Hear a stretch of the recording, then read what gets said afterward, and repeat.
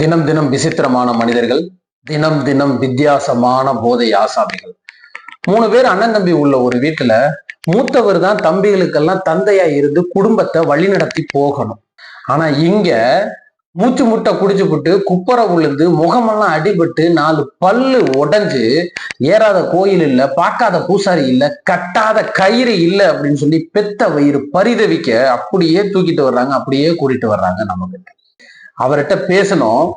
அவரினுடைய மனக்குமுறலை எல்லாம் நம்மிடம் கொட்டிய பின்பு நம்ம ஒரு 2 மணி நேரம் கவுன்சிலிங், அடுத்ததாக மதுவை மறப்பதற்கான உணவு பழக்க வழக்க முறை, அந்த பழக்க வழக்க முறை எல்லாத்தையும் அவர்கிட்ட சொல்லி எந்த நாளைக்கு எந்த டீ குடிக்கணும், எந்த நாள் எந்தெந்த மாதிரியான உணவு பழக்க வழக்கங்கள் முறையெல்லாம் நீங்க மேற்கொள்ளணும் அப்படின்னு சொல்லி அனுப்பி வச்சோம்.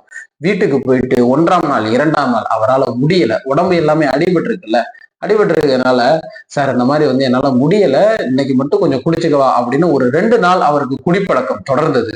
3ஆம் நாள் 4ஆம் நாளில் இருந்து நமது பயிற்சியை எடுக்க ஆரம்பித்தார். உணவு பழக்க வழக்க முறையை எடுக்க ஆரம்பித்தார். இன்றோடு 13 நாள் ஆயிடுச்சு. 13 நாள்ல இயற்கை முறையாக குடிப்பழக்கத்தை விட வைக்க முடியும் அப்படின்னா அது நம்மளுடைய பயிற்சியால மட்டும்தான் முடியும். 13 நாள்ல ஒரு அபாரமான ரிசல்ட், அற்புதமான ரிசல்ட், அருமையான ஒரு ரிசல்ட்.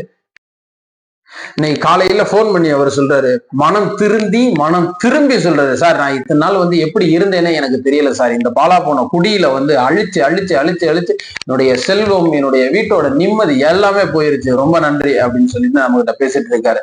4 பேர் நல்லா இருந்தா நமக்கு சந்தோஷம் தானே, நம்பிக்கை தானே வாழ்க்கை.